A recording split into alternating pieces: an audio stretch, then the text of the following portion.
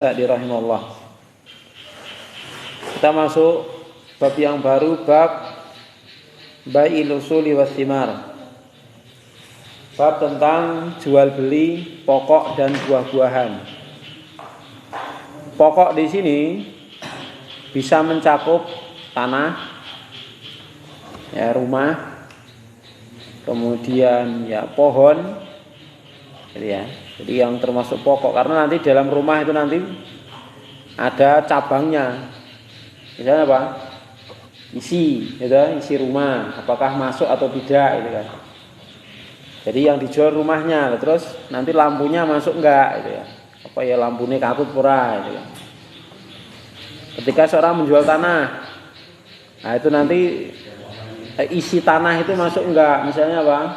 Pohon, termasuk barangkali nanti apa, benda-benda yang ada di dalam tanah tersebut. Kalau misalnya digali ternyata ada barang-barangnya, nah itu masuk atau enggak, ini dibahas. Di bab bai'ul usuli wa thimar. Dibaca Mas Agung.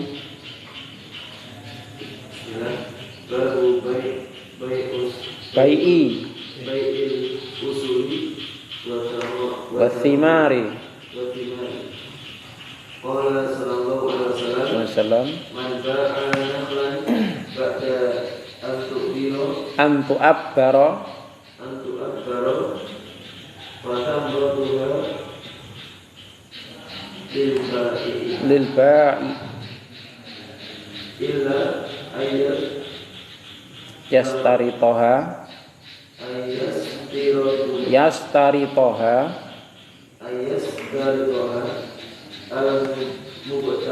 al-muta'u. Ya, apa itu al-muta'? Apa muta'? Pembeli. Karena ibta'a yabta'u kan membeli. Kalau ba'a yabi'u menjual. Jadi ada ba'i, ada muta'. Ba'i itu apa? Menjual. Muta' pembeli. Ya, mu'allif rahimahullah memulai bab ini dengan membawakan satu nas hadis dari Rasulullah sallallahu alaihi wasallam yang diriwayatkan oleh Imam Bukhari, Muslim dan yang lainnya. Yang mana hadis ini menjadi kaidah, walaupun tentunya dalam masalah ini juga ada beda pendapat karena ada hadis-hadis yang lain. Cuman karena di sini beliau Syekh Sa'di menguatkan pendapat ini, maka beliau mencantumkan hadis ini untuk menguatkan pendapatnya. Apa kata beliau? Qala sallallahu alaihi wasallam, bersabda Rasulullah sallallahu alaihi wasallam, man ba'a nakhlan. Apa artinya? Siapa saja yang menjual pohon kurma. Jadi menjual pohonnya. Menjual pohon kurma ba'da'an tu'abbaro. Ada yang membaca ba'da'an tu'ubbiro. Ada yang membaca ba'da'an tu'abbaro. Tapi kalau saya lebih milih an tu'abbaro. Kenapa? Karena dia mu'anas. Ya, mu'anas. Karena apa? Fasamrotuha, pemirnya ha. Berarti dibaca mu'anas. Ba'da'an tu'abbaro. Setelah dia apa tuh abar itu? Diserbukkan. Jadi takbir itu talqih itu diserbukkan seperti salak itu loh. Jadi kurma itu untuk mendapatkan hasil yang maksimal itu perlu diserbuki, ada bunga jantan, ada bunga betina. Jadi bunga jantan dipiur-piurke di bunga betina, itu namanya apa? Takbir, talqih, penyerbukan gitu loh. Barang siapa yang membeli atau menjual pohon kurma, setelah pohon itu apa? Diserbukkan, maka nanti fasamrotuha lil ba'i. Nah, hukum buahnya kalau sudah keluar buah ya, itu maka menjadi apa? Miliknya penjual, bukan pembeli. Ya. Menjadi milik penjual. Kecuali kalau illa an yastaritoha al-muta'. Kecuali kalau apa? Sang pembeli mensyaratkan pokoknya saya beli semuanya. Termasuk ini nanti kalau ada buahnya milik saya, maka ini tidak mengapa. Tapi kalau kasus ini yang dimaksud apa? Ketika tidak ada syarat gitu loh. Maka hukum syar'i memberikan solusi supaya tidak terjadi yile-yilan gitu kan. Lah kan wis tak tuku. Lah kuwi kan ra omong gitu kan. Nek mbok tuku sak woi gitu kan. Lah kuwi kan ra omong. Kamu kan enggak bilang kalau dibeli sama buahnya, kan belinya cuman pohon. Atau mungkin belinya pohon tapi ternyata setelah dicek ada buahnya. Antara pembeli dan penjual enggak tahu kalau ternyata ada buahnya walaupun tidak banyak, dan itu mungkin terjadi sebagian pohon yang tidak kelihatan buahnya. Nah, akhirnya setelah dicek ada buahnya, sehingga padahal transaksi sudah terjadi. Maka apa? Itu buahnya menjadi miliknya penjual yang menjadi penjual pohon itu. Jelas ya, kecuali kalau sebelumnya yang membeli itu sudah mensyaratkan. Jadi pokoknya kalau ada buah-buahnya dan lain sebagainya, saya beli sekalian. Saya beli beserta apa? Buah-buahnya. Nah, gitu. Dan manfaat yang ada di pohon itu saya beli. Barangkali apa? Ada madunya juga. Ya toh? Nah, ternyata bolong. Ya di dalam itu ada madu misalnya. Karena sudah disyaratkan maka bisa menjadi milik pembeli. Ya, demikian. Iya, jadi pembeli harus, karena kan yang dibeli pohonnya, ya kan, buahnya nggak masuk. Jadi ketika tidak disyaratkan, yaitu menjadi kembali ke asalnya. Asalnya kan punya penjual, ya kan? Jadi sesuatu yang tidak masuk dalam akad, ya nggak masuk. Jelas ya, sesuatu yang nggak masuk dalam akad dia nggak masuk. Akad yang lain. Maksudnya gimana? Ibaratkan umpama kita membeli rumah atau mobil, nanti ada barang tertentu yang bisa diambil manfaatnya. Umpama beli mobil rosokan, Ya. nanti tiba-tiba ada barang yang sertifikatnya. Ya, harus seperti itu. Jadi misalnya pernah saya punya teman itu ya, beli mobil. Nah, di dalam mobil itu ada pedangnya, panjang sekali. Nah, pedang itu tidak masuk secara akad. Jadi harus dikembalikan kepada sang penjual. Ya. Atau misalnya ada HP-nya, wah bonus ini. Tidak, harus dikembalikan. Saya pernah beli juga ya, beli mobil itu ada di dalamnya kacamata, sarung, peci, ada Al-Quran itu, dan kita belum ngecek masalahnya, ternyata di dalam bagasi ada. Terus saya beritahu yang punya ini, pripun ini di dalam mobil lagi gini pun jenengan pek mawon, nggak ada, ini sudah selesai. Tapi sebelum ada akad ya itu aslinya milik penjual, karena yang dibeli mobil saja, paket mobil kan, nek ban serep jelas itu paketnya. Dongkrak dan lain sebagainya, kunci ban itu biasanya masuk paket mobil gitu. Jelas ya. Tapi kalau yang nggak masuk paket mobil kan misalnya ya seperti tadi barang-barang pribadi yang ada di dalam mobil ya, itu tidak masuk. Ya. Seperti itu. Tapi kalau terusnya itu orang menjual pohon itu pasti sebuah-buahnya gimana? Kalau di sini ya kalau itu kembali ada uruf seperti itu ya dikembalikan ke urufnya masing-masing. Artinya tanpa disyaratkan pun sudah ma'ruf gitu loh. Artinya orang ketika menjual ya sudah seperti orang menjual ya menjual tanah sama pohonnya udah ma'ruf gitu kan. Seperti itu tidak masalah. Jadi sudah masuk. Seperti menjual tanah ya batu-batunya masuk. Ya kan? Ya seperti itu. Terus Mas apa ini baca? Mas Nurkhalis berikutnya baca pojok sana ya.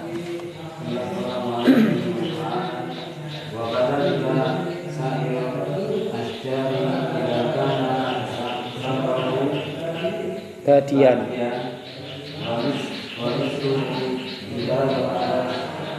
Zar'u yuhsadu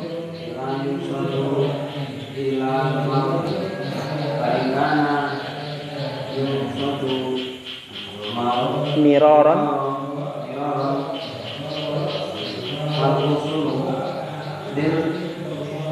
mustari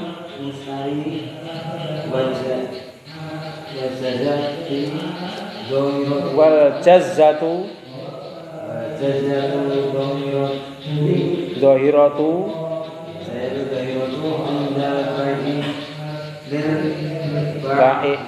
ba'i'in. Ya.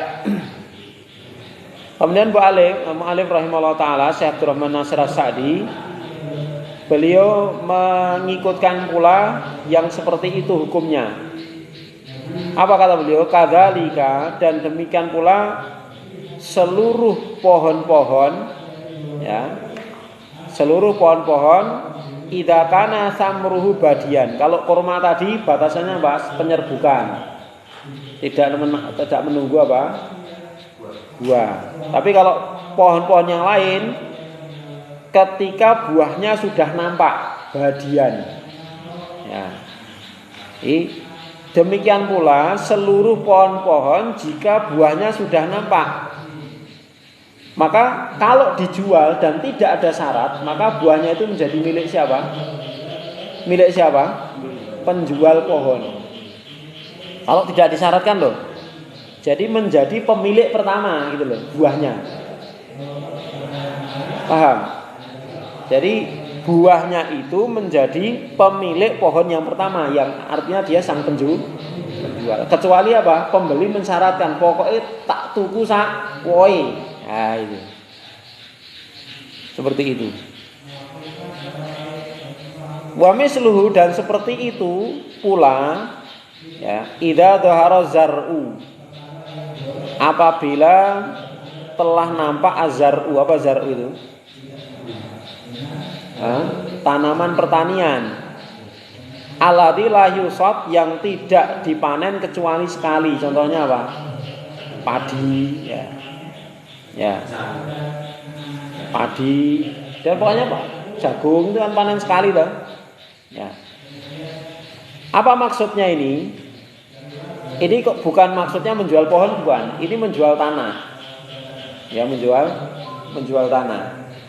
Contohnya menjual tanah, di situ ada padinya, dan padi itu kan cuma panen sekali, ya kan? Jagung panen sekali, ya seperti itu. Maka ketika dia panen sekali dan dia bukan tanaman jangka panjang, walaupun panen sekali, tapi kalau tanaman jangka panjang beda lagi. Contoh kayu jati misalnya. Kayu jati itu kan panennya sekali. Walaupun misalnya ditebang ya iso tukul meneh, tapi rata-rata panen sekali. Tapi kan umurnya panjang. Itu beda. Maksudnya di sini apa? Zara itu yang tanaman semusim. Bisa sayuran, bisa padi dan yang sebagainya, yang dia cuma dipanen sekali. Maka ketika seseorang menjual tanah dan di situ ada apa? Ada tanaman musiman, nah, gitu kan, dan tidak disyaratkan dari awal, maka itu menjadi milik penjual, pemilik tanah yang pertama. Jadi misalnya kita ada seseorang si A menjual tanahnya, isinya padi, ya tak? Isinya padi. Kemudian dijual, tidak ada akad sebelumnya, maka apa? Padi itu milik penjual. Ya, padi itu milik penjual. Kecuali mensyaratkan apa? Tak tuku sak parine. Nah itu kan, tak tuku sak padinya. Lah itu maka menjadi milik pembeli kalau disyaratkan seperti itu. Tapi lain halnya kalau apa? Tanaman itu tanaman keras yang jangkanya lama seperti kayu. Ya kan? Seperti kayu. Maka itu menjadi milik pembeli. Ya, menjadi milik pembeli. Kecuali penjual itu apa? Mensyaratkan kayunya ora katut. Nah, itu. Kayunya tidak masuk. Nah, itu berarti apa? Ya itu tetap menjadi milik penjual, yang beli cuma tanahnya. Seperti itu. Wallahu a'lam.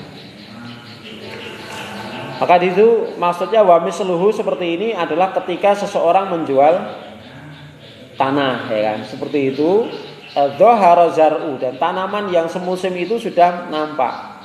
Dan itu tidak dipanen kecuali sekali, maka itu menjadi milik penjual, ya, menjadi milik penjual.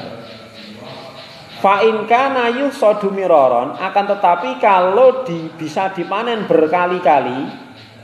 Contohnya apa? Yang bisa dipanen berkali-kali. Tebang, tukul neh. Misalnya bambu. Ya kan? Misalnya bambu. Nah. Atau apa lagi? Buah. Apanya? Misalnya tanahnya ada tanaman baru. Panennya berkali-kali. Panennya berkali-kali. Terus contoh lain? Mangga ya buah ya. Maka seperti itu apa kata mu'alif? Fal usul lil mustari. Pokoknya dangkele itu punyanya pembeli. Wal jasah dhahirah. Jasah itu kalau secara makna itu bulu, tukulan itu ya. Tanaman yang tumbuh ketika transaksi itu, maka itu menjadi milik penjual. Paham nggak? Contoh misalnya, Dangkelnya milik pembeli. Dangkelnya, pohon pokoknya milik pembeli. Contoh misalnya apa? Yang dipanen berkali-kali ini. Ya bambu lah, gampangnya bambu. Kebun teh juga bisa. Ya kebun teh gampang. Jual tanah, ada pohon-pohon tehnya. Itu kan panennya berkali-kali toh. Nah, maka ketika tidak ada syarat, daun teh yang menjadi pemiliknya penjual itu hanya yang pas tumbuh itu. Jadi ketika transaksi jual beli, tumbuhan terubusannya teh itulah yang menjadi milik penjual. Maka penjual berhak panen sekali. Bar panen lui sudah menjadi miliknya pembeli tanah. Ya gitu. Atau tebu misalnya, ya tebu bisa. Tebu itu kan berkali-kali toh. Nah, jadi ketika terjadi transaksi itu ada tukulannya tebu. Maka apa? Tukulan tebu itu punyanya penjual. Terus dangkelnya itu punya pembeli. Jadi nanti nak tukul kedua setelah dipanen pembeli, tukulannya itu sudah menjadi pemilik kedua. Buah juga seperti itu. Ya. Jadi pas buah itu menjadi milik, kalau sudah nampak buahnya loh, ya kan? Maka milik penjual. Tapi kalau belum nampak ya langsung menjadi milik pembeli. Kecuali kalau mensyaratkan ya ini. Kecuali kalau mensyaratkan, i kayu ini ora masuk, arep tak nggo, arep tak pindahi gitu ya, itu misalnya gitu. Wongnya mangga mau tak pindahi, ya itu beda lagi. Jelas ya? Seperti itu. Maka di sini jelaskan, ya, jika dia dipanen berkali-kali, maka dangkele, usul itu dangkelnya itu milik pembeli, sedangkan tunas yang tumbuh itu ketika terjadi transaksi jual beli itu lil baik, itu punyanya pembeli. Contoh gampangnya misalnya tebu sama sama teh tadi gitu. Membeli tanah yang di situ tanami tebu. Jadi pas tukul tebu itu terjadi transaksi, maka tukulan tebu itu menjadi milik penjual ketika tidak ada syarat. Terus setelah dipanen ya berarti nanti tukulan berikutnya sudah milik pembeli. Jelas ya? Itu maksudnya. Terus Mas Miftah dibaca.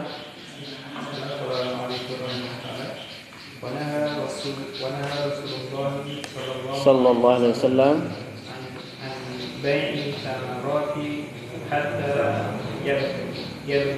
Thimari an bai'i thimari hatta yabdua salahuha naha ba'i'an wa mubta'an wa su'ila an salahiha Faqala hatta tadhhaba ahatuha ahatuha wa fi lafdin hatta tahmaro tahmaro au tasfaro ya. Terus wa naha an bayin hubbi hatta yashtadda. ya cukup. Berikutnya ini contoh jual beli yang dilarang pula ya. Rasulullah SAW melarang dari menjual buah-buahan hatta ya berdua solahuha, sampai betul-betul buah itu nampak kelayakannya, solahuha layak dipanennya. Sehingga tidak mesti ya buah itu sampai matang, nggak mesti. Jadi uruf layaknya panen itu kapan itu loh.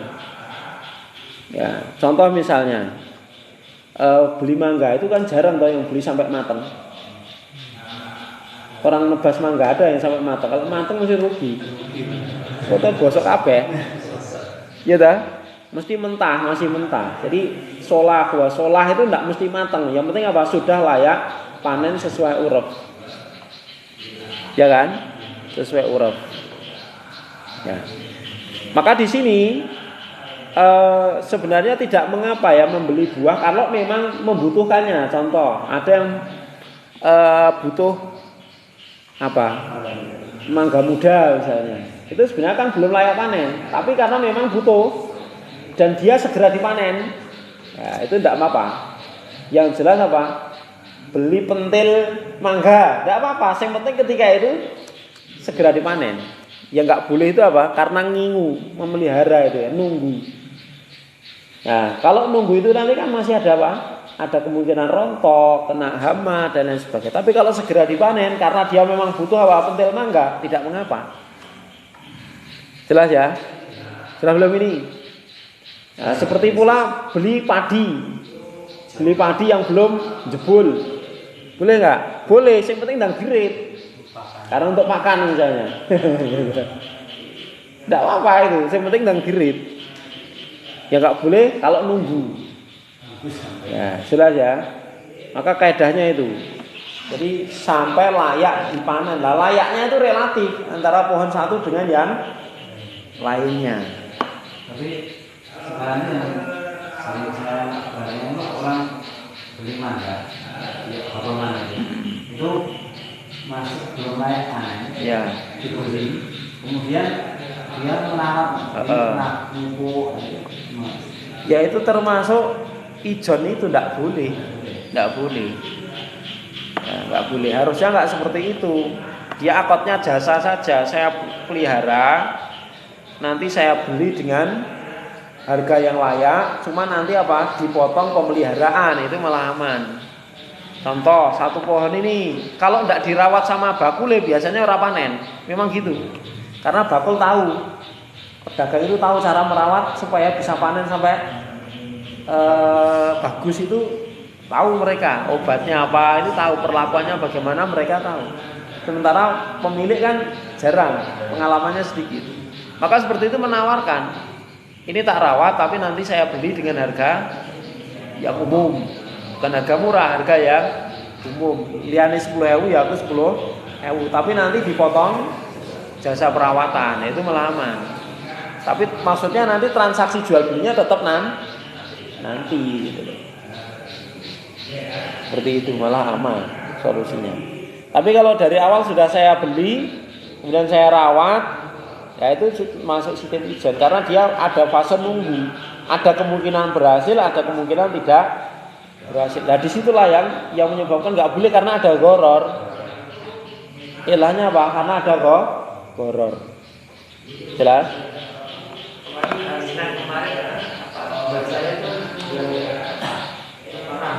Seminggu sebelumnya itu ada satu yang lempar itu kan, kan masih ada kuning belum merah boleh. Ini benar tapi pernah ya apa anggotanya sampai 100.000 tapi belum dibayar. Bilang gitu. Terus monggo ini Senin kemarin datang ambil panen rambutan itu sama si tukang baru segitu.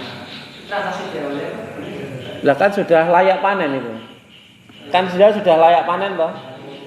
masih ya belum merah gitu. Lah kan sudah ngomong apa? Tak tukune 200.000 nanti tak bayar pekan depan sekalian panen. Terus Mbak ngomong iya, berarti sudah sah jual belinya toh? Iya kan? Sudah sah jual belinya. Lah kan sudah terjadi tawar menawar, sudah terjadi akad.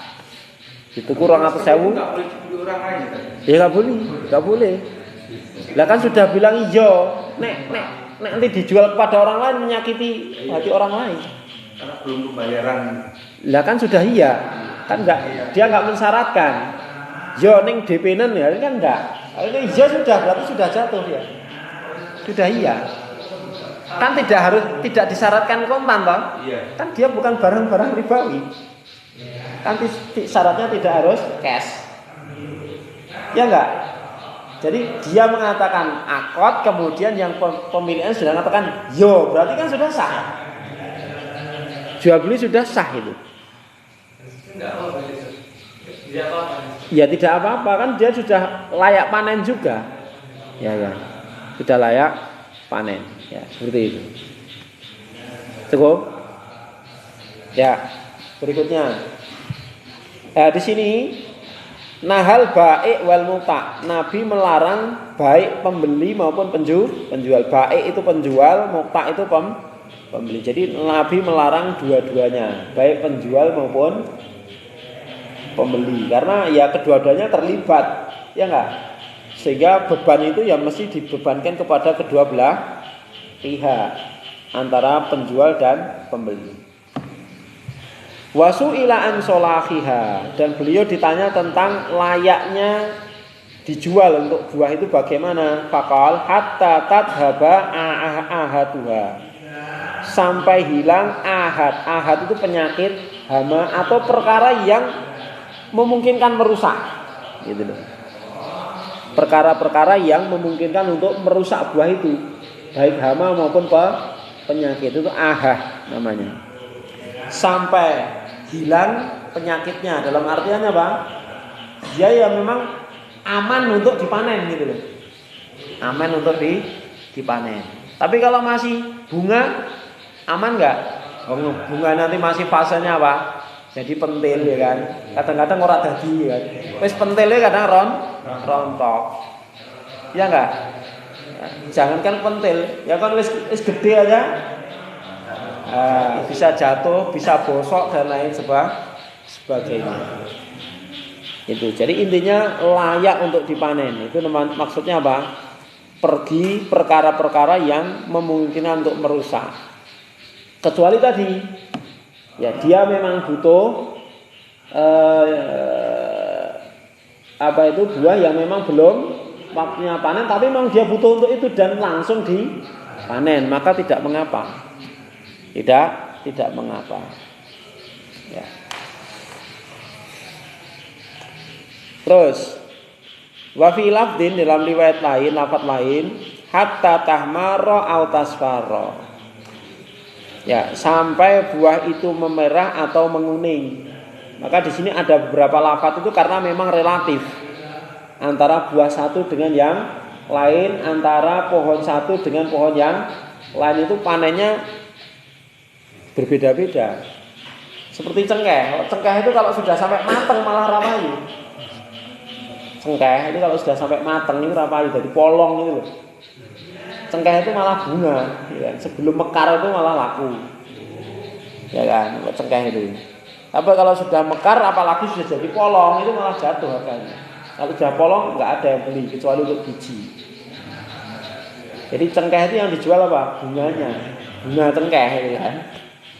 Jadi ketika mulai ada beberapa yang mekar itu sudah layak panen. Tapi kalau masih kecil-kecil, masih lama mekarnya itu belum layak panen. Jadi layak panennya itu kalau sudah ada beberapa yang mekar. Adanya merah. Ada yang merah, ada yang tetap kuning, ada yang hijau. Hijau tapi sudah mekar juga ada. Tergantung varietas cengkehnya. Tapi intinya itu layak panen itu kalau cengkeh, kalau biasanya apa? Sudah mulai ada beberapa yang mekar. Nah kalau sudah mekar jadi polong segini-gini itu nggak laku itu. Ya. Itu cengkeh sejati itu sebenarnya, buah cengkeh itu namanya. Polong. hanya wolong. Tapi itu nggak laku dijual kecuali pembibit cengkeh. Gitu. Jadi relatif ya, jadi buah itu relatif. Jadi seperti degan misalnya. Nek ngasih koplak-koplak ae ora payu malah. Ya ta? Dadine kambil. Ya enggak? Padahal mahal degannya daripada kelapanya. Ya ta? Ya, seperti itu. Maka relatif itu. Baik. Terus wanaha an bail hubbi hatta yastadda, dan Rasulullah melarang dari jual beli biji-bijian sampai apa? Mengeras. Biji-bijian sampai mengeras, seperti jagung misalnya. Ya, cirinya maksudnya apa? Ini sebagai barometer jagung itu sudah tua kalau sudah keras. Padi juga sudah keras. Kecuali kalau jagung sayur, jagung manis, nek keras malah rapayu itu. Ya. Maka kembali lagi ini kenapa dalam lafaz yang berbeda-beda? Karena memang apa? Relatif. Panennya itu memang melihat situasi dan kondisi komoditasnya masing-masing gitu ya. Jelas ya?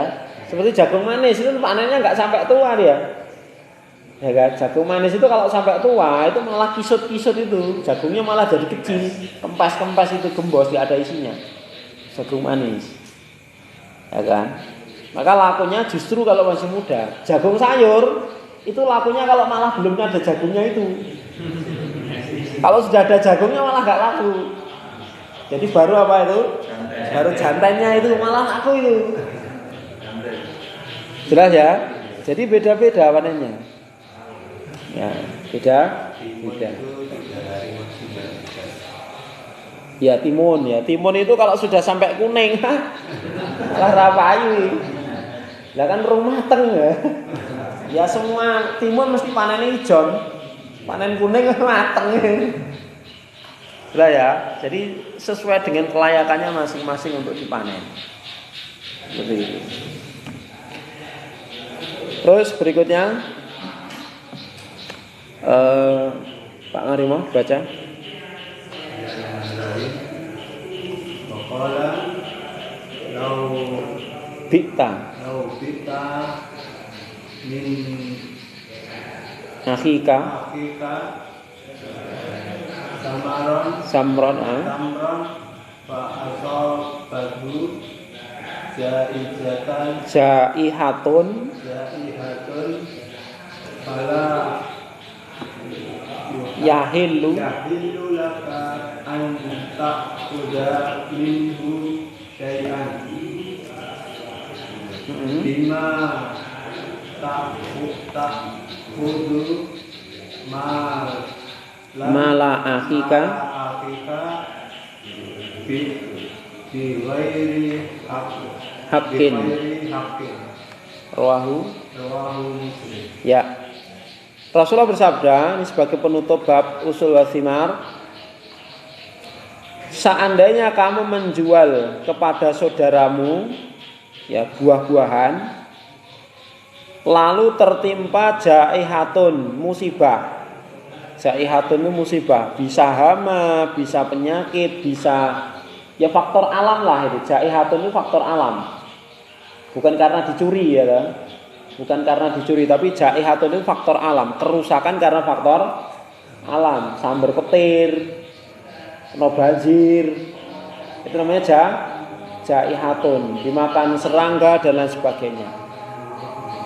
Maka tidak halal bagimu siapa? Penjual, untuk mengambil darinya sedikit pun. Artinya apa? Dia harus mengembalikan. Ya. Kenapa? Bima ta'khudhu mala akhika bi ghairi haqqin. Berdasarkan apa? Atas dasar apa kamu mengambil harta saudaramu tanpa hak? Artinya contoh gini. Ada seseorang membeli padi dan sebenarnya sudah layak panen, deal sudah dibayar. Ya kan? Nah, cuman dia belum bisa manennya mungkin 2-3 hari lagi. Nah, ternyata besoknya banjir. Nah, kalau menurut hadis ini, maka pemilik padi harus mengembalikan uangnya semuanya kepada pembeli. Kalau menurut hadis ini, dan ini yang dikuatkan oleh Syekh Abdurrahman As-Sa'di dan menjadi pendapat yang masyhur dari pendapat Hambali, Imam Ahmad bin Hambal memilih pendapat ini. Kenapa? Karena logikanya gini.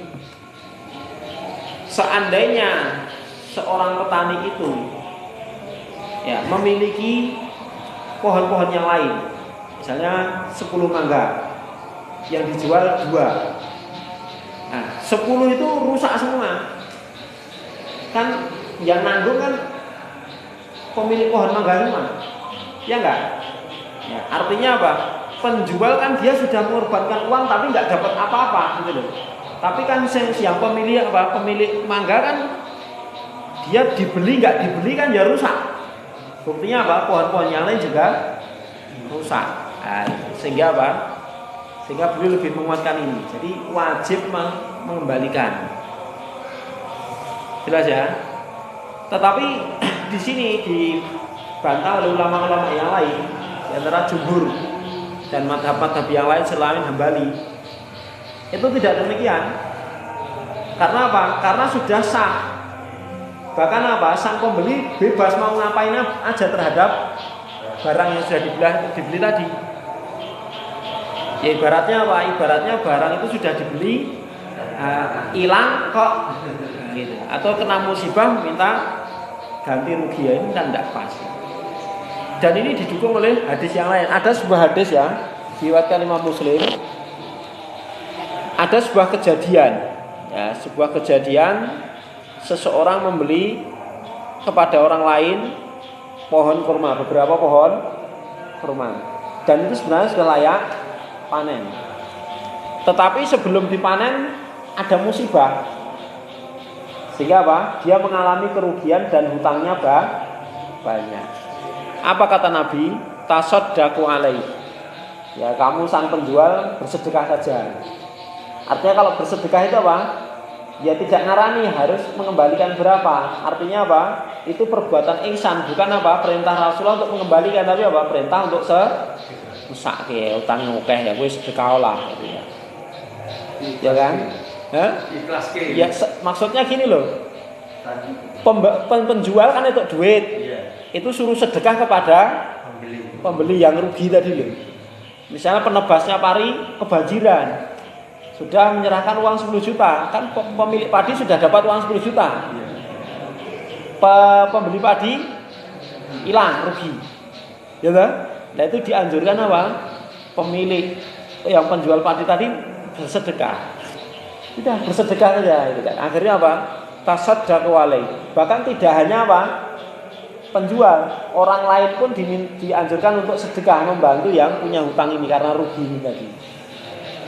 Fatasaddaqu alaihi, maka para sahabat pun rame-rame bersedekah kepada sahabat ini. Falam yablugh ma indah, akan tetapi ya belum mencukupi untuk bayar utang. Artinya apa? Ruginya belum tertutup. Ya, faqala li asyabid dain, maka Nabi berkata kepada orang yang punya utang, khudhu ma wajadtum falaisa lakum ila dzalik. Ya, ambil bagian itu. Ya, tidak ada bagian selain itu. Artinya apa? Ya wes, ketemu itu ya itu. Artinya apa? Dia tidak boleh nuntut. Menuntut kembalian kepada sang penjual. Dari hadis ini kayaknya kontradiktif ya. Ya lah. Maka sebagian ulama, karena hadisnya sama-sama sahih.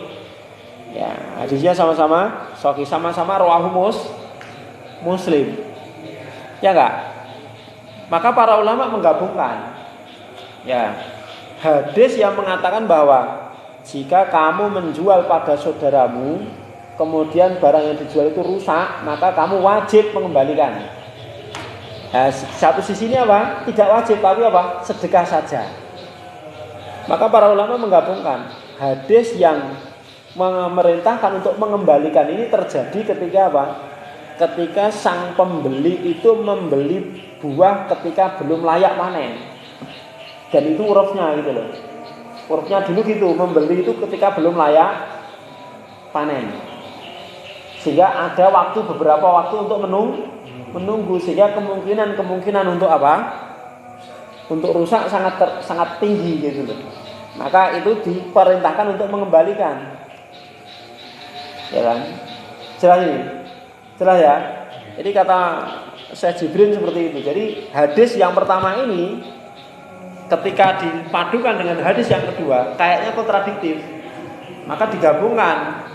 Hadis yang pertama itu adalah ditujukan atau manakala kasusnya pembalian itu terjadi ketika belum layak panen. Akan tetapi ketika sudah layak panen, maka pakai hadis yang kedua. Apa itu? Dianjurkan untuk sedekah. Ya kan, dianjurkan untuk sedekah. Dan sang pembeli tidak boleh nuntut pengembalian uangnya. Jelas ini? Jelas ini, ikhwah? Ya, demikian. Selesai bab usul wal thimar. Tapi kalau menurut saya Sa'di enggak. Pokoknya rusak wajib balik nih. Itu pendapat Imam Ahmad bin Hambal yang diikuti oleh Syekh Abdurrahman Nasir As-Sa'di. Adapun jumhur dan madhab yang lain selain ini tidak dirinci dulu. Kalau pembaliannya atau transaksinya itu terjadi apa? Sebelum layak panen, kok apa? Rusak, maka apa? Maka mengembalikan. Ya kan? Mengembalikan. Akan tetapi ketika sudah layak panen rusak, maka cukup sedekah. Itu pendapat jumhur seperti itu. Ya, wallahu a'lam. Kalau ada kasus seperti tetangga saya dulu, dia menjual hewan kurban, terus kemudian kurang 5 hari akan diambil dulu. Tapi sebelum 5 hari hewannya hilang di Surabaya, ini gimana? Yaitu tafrid atau enggak?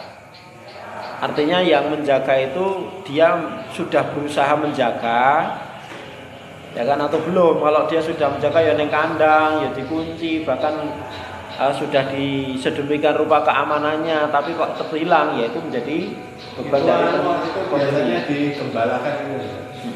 Hewannya digembalakan, nanti dia biasanya siang itu ngambil. Nah, kalau itu tidak dijaga ya itu namanya tafrid, meremehkan. Kalau meremehkan, ya itu resiko penjual. Sudah ya, itu ibarat barang titipan loh. Barang titipan itu kalau yang dititipi itu meremehkan, sembarangan, teledor, maka wajib ganti. Tapi kalau sudah barang itu sudah ditaruh di rumah, misalnya nitip HP, sudah ditaruh dalam lemari, sudah dikunci, ya kan? Tapi kok nekat dibobol maling, ya itu sudah, itu menjadi tanggung jawab pemilik barang, bukan yang dititipi.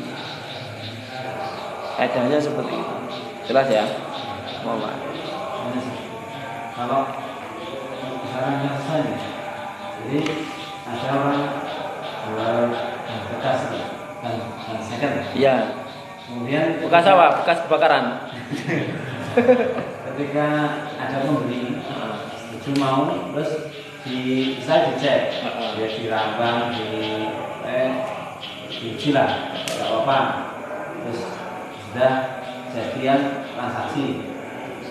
Selang 5 hari komplain karena bannya mendung gitu. Minta hari itu sebenarnya Nanti masuk bab khiyar. Masuk bab khiyar nanti. Jadi bab berikutnya kan ada khiyar toh. Nanti ada khiyar di situ. Khiyar itu kebebasan untuk membatalkan akad gitu loh.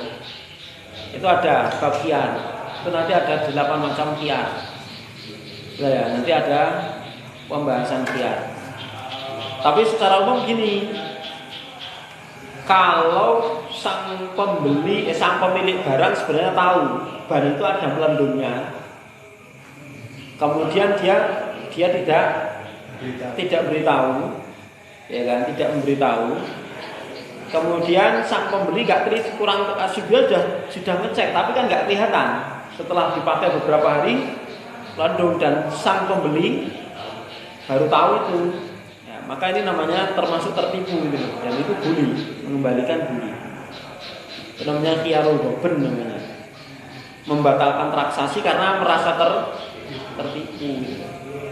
Tapi kalau pembeli juga nggak tahu, kemudian penjual juga nggak tahu, sama-sama nggak tahu, dan di hari H terjadi transaksi, itu memang bagus gitu. Bisa jadi itu karena faktor pemakaian dan tidak ada syarat garansi, ya tidak boleh khiyar, tidak boleh membatalkan. Tapi kalau ada khiyar, misalnya ada garansi, ya pokoknya pakai dulu selama 5 hari. Nah, nanti sebelum 5 hari ini kok rusak, maka boleh mengembalikan. Ya, dia berhak membatalkan akad atau transaksi karena rusak itu tadi. Tapi kalau sudah disepakati dan khiyar, namanya khiyar syarat, namanya nanti khiyar syarat. Jadi boleh, saya akan coba dulu selama 5 hari. Ya. Nanti kalau selama 5 hari nggak ada masalah, ya saya lanjut. Kalau enggak, kita batalkan ya. Oke itu kan. Nah, setelah 5 hari nggak apa-apa. Tapi di hari ke-6 ternyata ada masalah.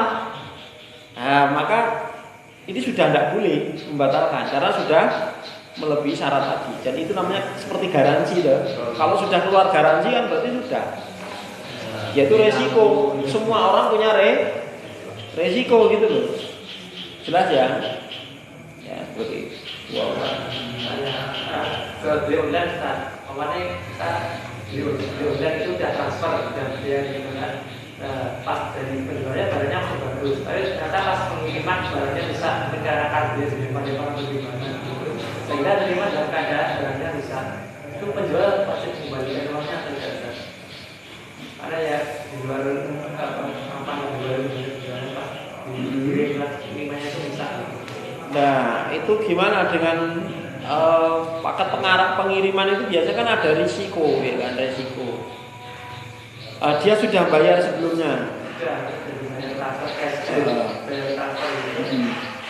Ternyata pas dikirim rusak barang. Walau alam kalau seperti itu. Tapi yang jelas kalau dia kan sudah lepas dari penjual, ya kan, sudah lepas penjual. Dan itu kan faktor seperti misalnya dikirim ke luar Jawa misalnya, adalah kapalnya kerem, ya kan, dan tidak ada syarat sebelumnya. Ya, itu secara asal kan barang sudah lepas dari penjual, ya kan? Dan pembeli juga tidak mensyaratkan harus sampai di lokasi, dalam artian selamat, itu menjadi tanggung jawab pembeli, tidak ada, ya kan? Itu kan sudah sah jual belinya. Tapi kalau ada mensyaratkan, pokoknya saya tahunya barang ini sampai ke rumah dalam keadaan bagus, maka ya itu syaratnya. Kalau misalnya terjadi apa-apa yang menjadi risiko penjual gitu.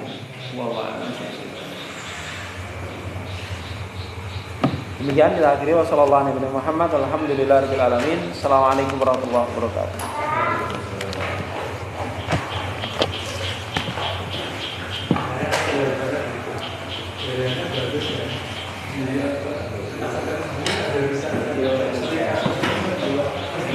Dikomplain aja, dikomplain gimana?